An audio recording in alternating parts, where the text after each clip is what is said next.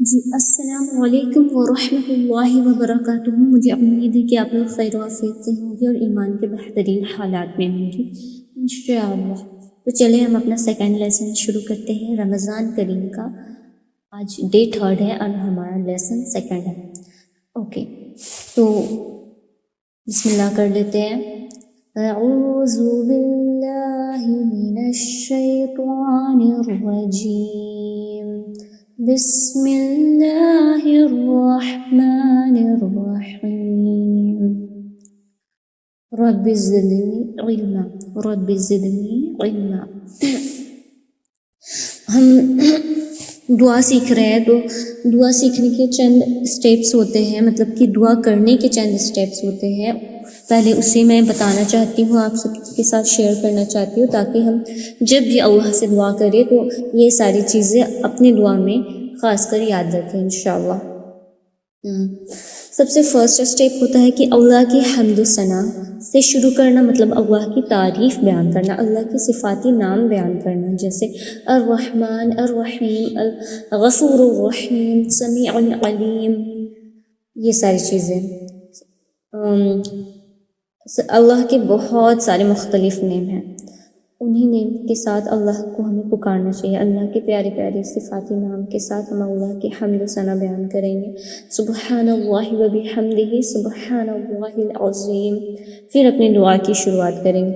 پھر نبی کریم صلی اللہ علیہ وسلم سے پر درود سلام بھیجیں گے، ان پر درود شریف پڑھیں گے، ان کو بھی درود ابراہیم یا کوئی آپ کو چھوٹی درود یاد ہو تو وہ بھی بھیج سکتے ہیں۔ اوکے، پھر اپنے گناہوں کا اقرار کریں گے۔ ہمیں اپنے گناہوں پر پورا شرمندگی ہونی چاہیے، پوری طرح سے شرمندگی ہونی چاہیے۔ ایسا نہیں ہے کہ ہمارے دل میں گناہوں کا اقرار نہ ہو، ہمارے دل میں توبہ کا شرور نہ ہو۔ تو اگر یہ نہیں ہوا تو پھر دعا میں ہماری عاجزی نہیں رہے گی، شرمندگی نہیں رہے گی کہ ہم تو ذلیل خوار بندے ہیں اللہ آپ کے، لیکن اصل میں آپ ہی غفور الرحیم ہیں۔ آپ کو ہمارا ظاہر و باطن تمام چیز معلوم ہے، چھپ کر ہونے والی چیزیں، ظاہری ہونے والی چیزیں، تمام چیزیں معلوم ہے۔ یا اللہ تعالیٰ ہمیں معاف فرما دے۔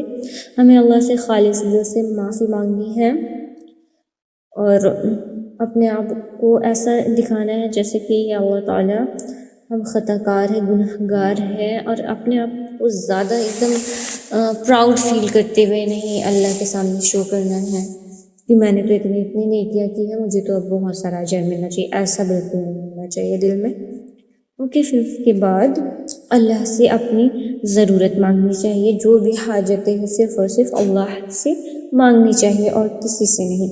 یقین کے ساتھ مانگنا چاہیے، ہاں پورا توکل ہونا چاہیے کہ اللہ سنتا ہے، اللہ ہی ہر کچھ دیکھتا ہے، سنتا ہے، جانتا ہے۔ اللہ ہمارا بہترین وکیل ہے، حسبنا اللہ و نعم الوکیل، حسبی اللہ۔ ہمیں اللہ پر پورا توکل رکھنا چاہیے، اس پر پورا بھروسہ رکھنا چاہیے۔ اوکے، پھر اس کے بعد آخر میں پھر سے درود شریف بھیجنی چاہیے نبی صلی اللہ علیہ وسلم پر، اور آمین کہنا چاہیے۔ آمین کہنا نہیں بھولنا چاہیے، کیونکہ ہمارے آمین پر فرشتے بھی آمین کہتے ہیں الحمدللہ۔ تو ہمیں یہ ساری چیزوں کا خاص کر خیال رکھنا ہے دعا کرتے وقت۔ اوکے، اب ہم اپنے سیکنڈ دعا کی طرف بڑھتے ہیں۔ ہمارا سیکنڈ دعا ہے ابراہیم علیہ السلام کی سیکنڈ دعا، جو کہ سورہ بقرہ میں مینشن ہے۔ سورہ بقرہ کی سیکنڈ دعا ابراہیم علیہ السلام اور اسماعیل علیہ السلام کی دعا ہے، اور یہ دعا یہ ہے، سب سے پہلے ہم اس کی تجوید دیکھتے ہیں۔ اوکے، تجوید اس کی ہے ربنا وجعلنا، ربنا میں نون الف زبر نا کو کھینچیں گے، وجعلنا میں بھی نون الف زبر نا کو کھینچیں گے، جیم میں قلقلہ کریں گے۔ اوکے، مسلمین لگا، مسلمین، میم یا زبر مین، مین یہاں پہ نرمی کے ساتھ جلدی ادا کریں گے، لگا ومن، یہاں پہ من میں اخفا کریں گے، اوکے، من نہیں پڑھیں گے، کیا پڑھیں گے، ومن ذریتنا، یہاں پہ را یا زیر ری کو کھینچیں گے، پھر یا بھی آ گئی، ذریتنا، یا زیر ی، ذریتنا۔ امتم مسلمۃ لک، یہاں پہ غنہ کریں گے، میم میں دیکھیے گا تشدید آ گئی ہے، یہاں پہ غنہ کرنا ہوگا. امتم مسلمۃ لک وارنا مناسکنا، وارنا میں بھی ہم نون الف زبر نا کو کھینچیں گے، مناسکنا میں بھی نون الف زبر نا، اور کنا میں بھی مناسکنا نون الف زبر نا. وتب، تا با پیش، تب با ایک قلقلہ والی حروف ہے، با میں ہم قلقلہ کریں گے. اوکے.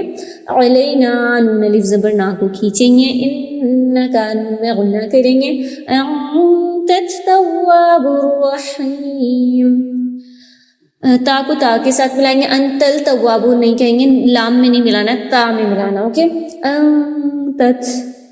انت التواب الرحیم، را کو منہ بھر کے پڑھنا ہے، ہا کو اچھے سے حلق سے ادا کرنا ہے. تواب الرحیم، رحیم. اوکے.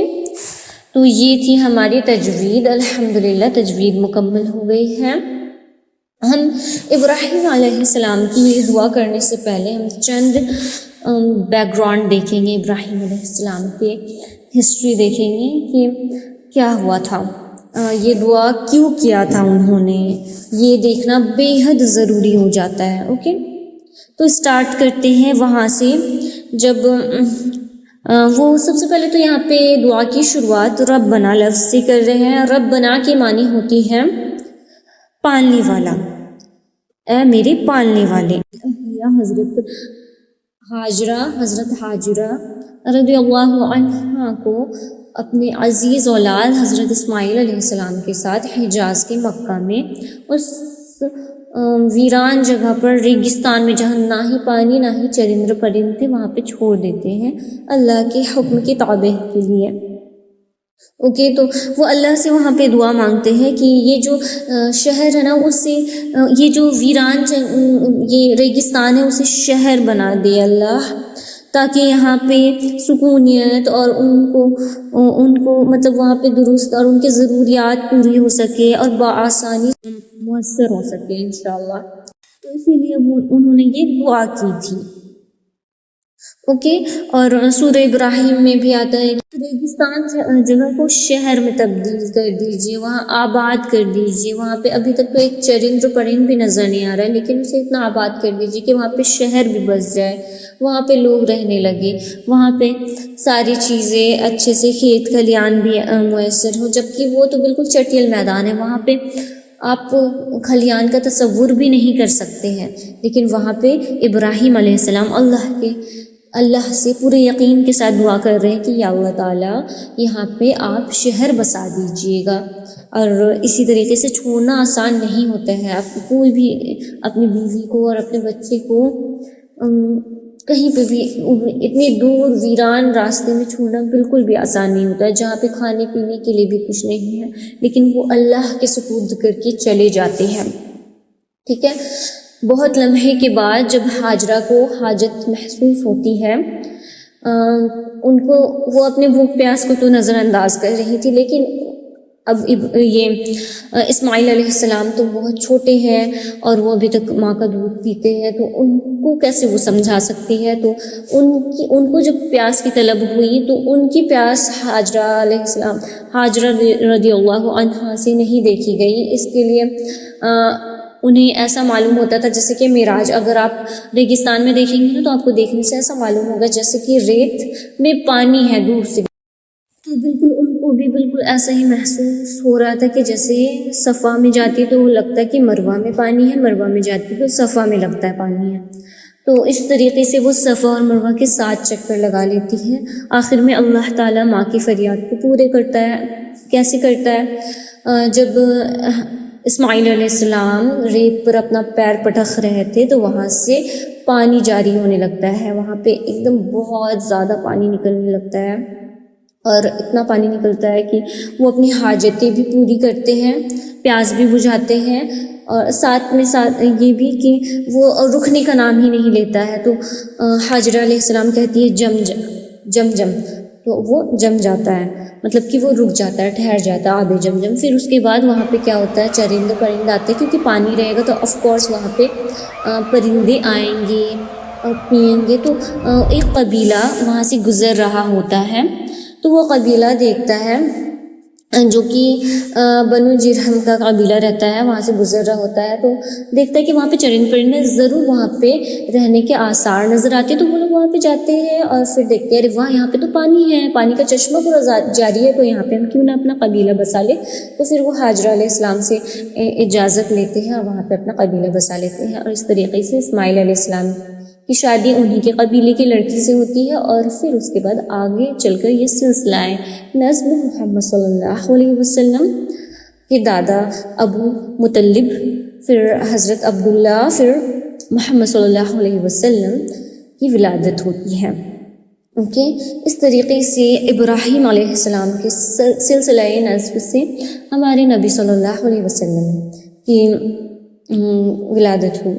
ٹھیک ہے، ہمارا یہ پوائنٹ تو نہیں تھا، ہمارا پوائنٹ تھا کہ ابراہیم علیہ السلام کی جو یہ دعا ہے، تو ہم دیکھ رہے تھے کہ ابراہیم علیہ السلام اللہ سے اس وقت جب کعبہ کی تعمیر کر رہے تھے تو اللہ سے دعا مانگے تھے کہ اللہ اس عبادت کو، اس خدمت کو قبول عطا فرمائے، کیونکہ اللہ بے حد سننے والا ہے اور بے حد جاننے والا ہے۔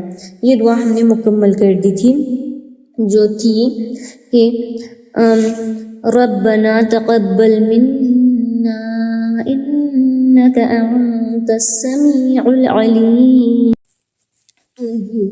ہم نے کر لیا تھا اب تک۔ اب ہماری جو آگے کی دعا ہے جس کی تجوید ہم نے دیکھ لی ہے وہ ہے ربنا وجعلنا مسلمین لک ومن ذریتنا أمة مسلمة لك وأرنا مناسكنا وتب علينا إنك أنت التواب الرحيم إنك أنت التواب الرحيم، جس کا ترجمہ ہے کہ اے پروردگار ہمیں اپنا فرما بردار بنا اور ہماری اولاد میں سے بھی ایک فرما بردار امت پیدا کر، اور ہمیں ہماری عبادت کے طریقے دکھا دے اور ہماری توبہ قبول فرما، بے شک تو ہی توبہ قبول کرنے والا نہایت مہربان ہے۔ آپ لوگوں کو یہ دعا یاد کرنی ہے، اوکے؟ اگر آپ لوگوں کو یہ دعا پہلے سے یاد نہیں ہے تو آپ لوگ کوشش کریں گے ہاف کر کے یاد کریں، جیسے کہ ربنا وجعلنا مسلمین لک ومن ذریتنا امۃ مسلمۃ لک وارنا مناسکنا وتب علینا۔ پھر یہ تو ایزی ہے، وتب علینا تک یاد کریں گے، یا پھر انک انت التواب الرحیم۔ اگر آپ دن بھر میں ہر نماز کے بعد اور پلس 10 بار آپ ریپیٹ کر لیتی ہیں تو آپ کو ایک دن میں انشاءاللہ یہ دعا یاد ہو جائے گی انشاءاللہ۔ اللہ تعالیٰ آسانی کرے آپ کے ساتھ۔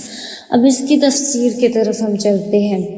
تو سب سے پہلے ہم نے الحمدللہ اس کی تجوید اور ترجمہ دیکھ لیا، اب اس کی تفسیر دیکھنے کی باری ہے۔ یہ دعا کی شان کیا ہے؟ یہ دعا اس وقت کی ہے جب دونوں انبیاء اللہ کے حکم سے کعبہ کی تعمیر کر رہے تھے۔ اور سوچئے، نبی ہے، اللہ کے دوست خلیل اللہ ہے، اللہ کا گھر بنا رہے ہیں، پھر بھی کیا مانگ رہے ہیں؟ یا اللہ ہمیں مسلم بنا دے۔ مطلب آلریڈی مسلمان ہے پھر بھی اللہ سے اپنی ایمان کے لیے دعا کر رہے ہیں، ٹھیک ہے؟ اس سے ہمیں یہ سبق ملتا ہے کہ ایک مسلمان گھر میں پیدا ہو جانا صرف کافی نہیں ہوتا ہے، بلکہ ہمیں ہمیشہ اللہ سے دعا کرنی چاہیے کہ اللہ ہمیں ایمان میں قائم رکھے، ہمیں بہترین سچا پکا مسلمان بنائے۔ اوکے، ربنا مطلب پالنے والا رب، خالی اللہ نہیں۔ مطلب کہ یہاں پہ ہم اللہ بھی لے سکتے تھے نا، لیکن انہوں نے اللہ نام نہیں لیا، کیا نام لیا؟ ربنا۔ کتنی بہترین طریقہ ہے اللہ سے مانگنے کا، کتنا بہترین طریقہ ہے ربنا۔ اللہ کو بہت پسند ہے وہ بندے جو بہت عاجزی سے مانگتے ہیں، بہت اپنے آپ کو ایسا دکھاتے ہیں کہ جیسے کہ ہم بہت گناہ گار ہیں، اور آف کورس ہم انسان گناہ گار ہی ہیں، بٹ ہر لوگوں میں یہ ہنر نہیں ہوتا ہے کہ اپنی گناہ کو ماننا، اپنی گناہ کو قبول کرنا بہت بڑا ایک ہنر ہے سمجھ لیجیے۔ اگر ہم اپنے گناہ ہی کو نہیں مانیں گے تو ہم اللہ سے توبہ کیسے کر پائیں گے؟ تو اسی لیے یہ ایک سٹیپ ہوتا ہے، اپنے گناہ کے دل میں احساس ہونا، اللہ سے مغفرت کا ایک سٹیپ ہوتا ہے، تب نہ جا کے ہم اللہ سے معافی مانگیں گے، آگے یہ بھی چیز آئے گی انشاءاللہ۔ رب وہ ہے جو پیدا کرتا ہے، تربیت کرتا ہے اور ہمیں اسٹیپ بائی اسٹیپ گرو کرتا ہے۔ ہدایت بھی کون دیتا ہے؟ اللہ دیتا ہے، اور ہدایت فوراً نہیں مل جاتا ہے، ہمیں پیدا ہوتے کے ساتھ ہدایت نہیں مل جاتی، اللہ تعالیٰ ہمیں دھیرے دھیرے ہر کچھ سکھاتا ہے۔ اور خاص کر اللہ تعالیٰ ان بندوں کو زیادہ پسند کرتے ہیں جو اللہ سے خود ہدایت مانگتے ہیں، تو اللہ تعالیٰ ان کی اور زیادہ مدد کرتے ہیں ہدایت دینے میں۔ وَجَعَلْنَا مُسْلِمَيْنِ لَكَ، مسلم بنا دے، یعنی صرف اسلام ایکسیپٹ کرنا نہیں بلکہ مسلم بھی بنا دیجیے ہمیں، اپنی سوچ اللہ کے حوالے کرنا، اپنی پلاننگز اللہ کے حوالے کرنا، اپنی خواہش اللہ کے حوالے کرنا۔ ہم مسلم پیدا ہوئے ہیں، لیکن کیا ہم ڈیسیزن میں مسلم ہیں؟ کہ ہم غصے میں مسلم ہیں، بزنس میں مسلم ہیں، سوشل میڈیا وغیرہ میں مسلم ہیں؟ یہ ساری چیزیں ہمیں ایک سوچنے کی بات ہے، ہمیں اس پر غور و فکر کرنی چاہیے۔ اللہ تعالیٰ ہمیں ان ساری چیزوں کو عمل میں لانے کی توفیق دے انشاءاللہ۔ پھر اس کے بعد نیکسٹ پوائنٹ پہ آتے ہیں، وَمِن ذُرِّيَّتِنَا وَمِن ذُرِّيَّتِنَا أُمَّةً مُسْلِمَةً لَكَ، اور اپنی آنے والی نسل کے لیے بھی اسلام مانگنا۔ یہاں پہ کیا کر رہے ہیں وہ؟ اپنے آنے والی نسل کے بھی لیے مانگ رہے کہ انہیں بھی مسلمان بنانا، ان کی جماعت میں سے مسلمان بنانا، یہ مانگ رہے ابراہیم علیہ السلام۔ تو اپنے آنے والی نسلوں کے لیے بھی دعا کرنا کتنا ضروری ہے نا۔ اگر مان کے چلے ہمارے آنے والی نسلیں بھٹک جائے گی، گمراہ رہیں گی، نعوذ باللہ، تو کیا ہوگا بتائے؟ تو وہ ہمارے صدقہ جاریہ بننے کی جگہ ہمارے تو کچھ اور ہی بن جائیں گے نا، ہمارے گناہ کا سبب بن جائیں گے۔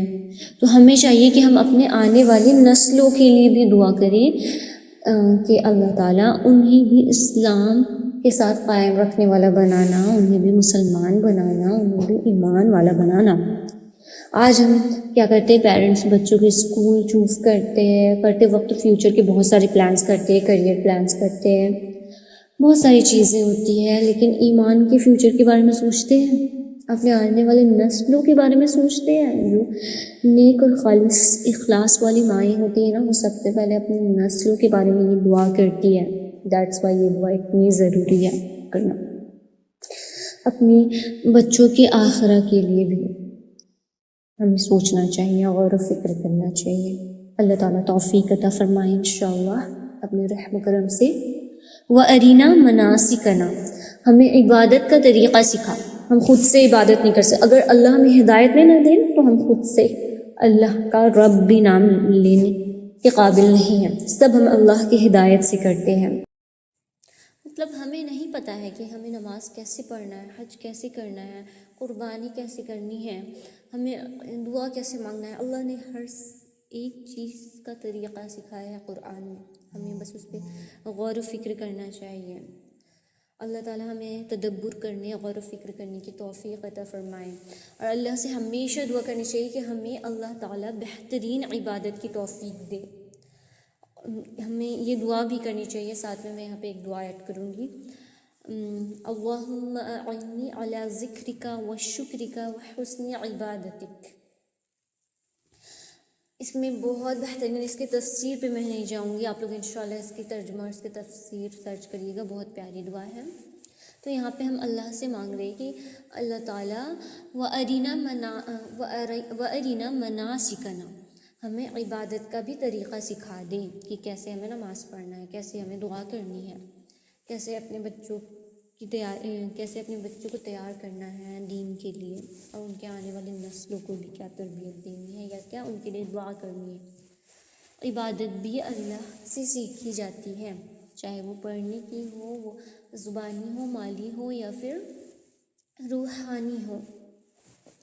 اور ہاں باڈی کی ہو، مطلب کہ جسمانی عبادت ہو، تمام عبادتیں. اور سنسیئرٹی بھی ہم کس سے سیکھتے ہیں؟ اللہ سے سیکھتے ہیں، سنت محمد صلی اللہ علیہ وسلم کی ٹیچنگ سے سیکھتے ہیں. اوکے. وَتُبْ عَلَيْنَا، وَتُبْ عَلَيْنَا، پھر یہاں پہ توبہ قبول فرما.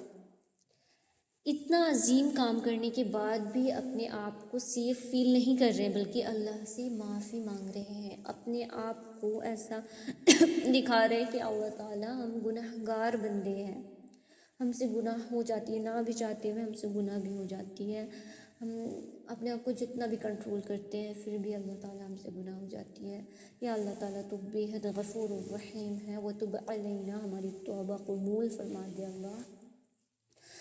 یہاں پہ اپنے آپ کو اسپریچولی انسیکیور محسوس کر رہے، مطلب کہ ان کی جو قبولیت کے لیے سب سے پہلے دعا کیا ہے، اپنے اعمال کی قبولیت کے لیے انہوں نے دعا کیا ہے.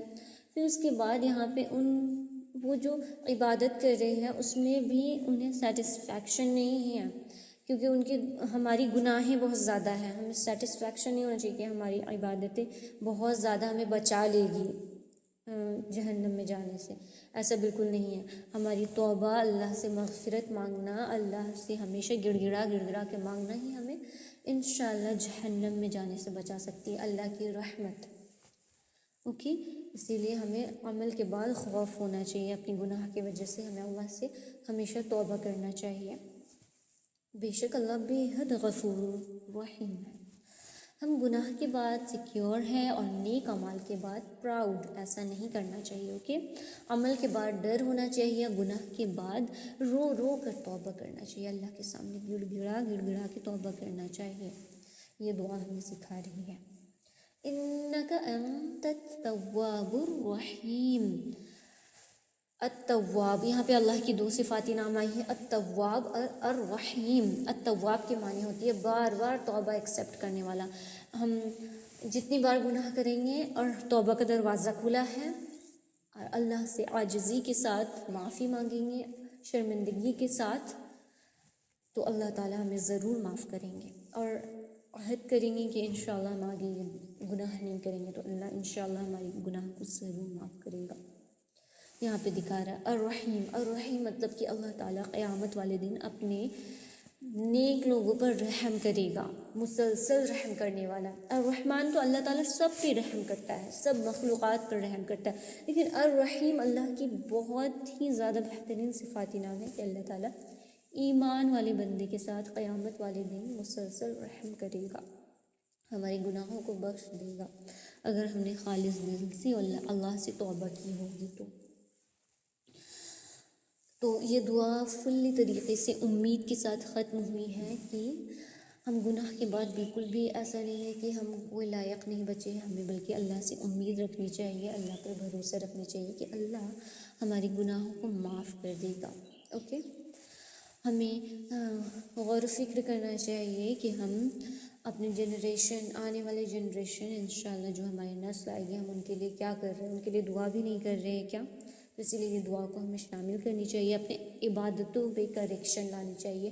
مطلب ہماری عبادتوں میں کتنی ساری مسٹیکس ہوتی ہے، تجوید کی مسٹیکس ہوتی ہے، پھر اس کے بعد ہمارا فوکس نہیں ہوتا ہے، ہم کیا پڑھ رہے ہیں ہمیں سمجھ نہیں ہوتا ہے. تو ہمیں یہ ساری چیزیں کرنی بہت ضروری ہے. اللہ سے ہمیشہ بار بار مانگنی چاہیے کہ ہمیں بہترین عبادت سکھائے، اللہ کی بہترین عبادت سکھائے انشاءاللہ. اللہ سے معافی مانگنی چاہیے ہمیشہ. اللہ کی مرضی سے کبھی بھی نا امید نہیں ہونی چاہیے. اللہ کی رحمت ہمیشہ لاشمار ہے، اللہ سے ہمیشہ اپنی اللہ کی رحمت کے لیے دعا مانگنی چاہیے. اللہ تعالیٰ اپنی رحمت کا عرش کا سایہ نصیب عطا فرمائے انشاءاللہ ہمیں. یہ ساری چیزیں ہمیں دین کے بارے میں، فیملی کے بارے میں، پریکٹس، توبہ اور یہ ہوپ کے بارے میں بتاتی ہیں. اوکے. پیرنٹنگ کے لیے کیا ضروری ہے، صرف اور صرف دنیاوی زندگی میں اپنے بچوں کو ہر کچھ سکھانا اور آخرت کو بس چھوڑ دینا، یہ اللہ کے بھروسے تو چھوڑنا ہی ہے، لیکن اللہ سے دعا بھی کرنا ہے، ہدایت کی مانگنا بھی ہے ہدایت. تو اللہ تعالیٰ کی مدد اسی کی کریں گے نا جو خود ایک اسٹیپ آگے بڑھ کر آئے گا. اگر ہم اسٹیپ ہی آگے نہیں بڑھائیں گے تو کیا اللہ ہماری مدد کرے گا؟ دنیاوی چیزوں کے لیے، دنیا کے ایگزامس کے لیے کتنے فکر مند ہوتے ہیں. آخرت میں جو ایگزام ہونے والا ہے، کیا اس کے لیے ہم اپنے بچوں کو تیار کرتے ہیں؟ اس طریقے سے پیرنٹنگ کر رہے ہیں کہ ان کی آخرہ بہترین ہوگی؟ ہاں، ہم انہیں حفظ کرا رہے ہیں، قرآن سکھا رہے ہیں، انہیں بتا رہے ہیں ترجمہ، ان کو مطلب چھوٹے چھوٹے واقعات بتاتے ہیں تاکہ ان کے دل میں بھی ڈر خوف آئے. صحابہ کی زندگی جان کر ان کے دلوں میں بھی ویسا بننے کو جنون آئے. کیسے آئے گا؟ جب ہم انہیں بتائیں گے تب نہ آئے گا. تو یہ ساری چیزیں ایک ماں کا، خاص کر ایک ماں کا ایک رسپانسبلٹی ہوتی ہے کہ ایک ماں اس چیز کو کرے. اوکے، انشاءاللہ اللہ تعالیٰ توفیق عطا فرمائے. اگر آپ مسلم پیدا ہوئے ہیں تو پھر بھی آپ کو یہ دعا کرنی ہے کہ اللہ تعالیٰ آپ کی، اور ساتھ میں اللہ تعالیٰ ہمارا ایمان میں خاتمہ بھی کرے. یہ بھی دعا جاتی ہے. یہ حدیث میں آپ کو اس کی بہت ساری دعا ملے گی. اور صرف دنیا کی فکر نہیں کرے، اپنے بچوں کے لیے آخرت کی بھی فکر کرے. کعبہ بن رہا ہے مگر ابراہیم علیہ السلام اپنی نسل کی فکر کر رہے ہیں کہ انہیں بھی عبادت سکھا، ہمیں بھی عبادت سکھا، انہیں بھی. یہ بہت ضروری ہے. اوکے، تو یہ ساری چیزیں تھیں. انشاءاللہ اللہ تعالیٰ اگر کہنے سننے میں کچھ کوتاہی ہو گئی ہوگی، کچھ غلطی ہو گئی ہوگی تو اللہ تعالیٰ معاف عطا فرما دے. بے شک ہم گناہوں کے پتلے ہیں، خطاؤں کے پتلے، اللہ تعالیٰ معاف کر دے انشاءاللہ. اللہ بہت غفور الرحیم ہے. استغفر اللہ ربی من کل ذنب سبحانک اللہم و بحمدک اشہد ان لا الہ الا انت استغفرک و اتوب الیک. جزاک اللہ خیرا کثیرا، بارک اللہ فیکم. السلام علیکم ورحمۃ اللہ وبرکاتہ.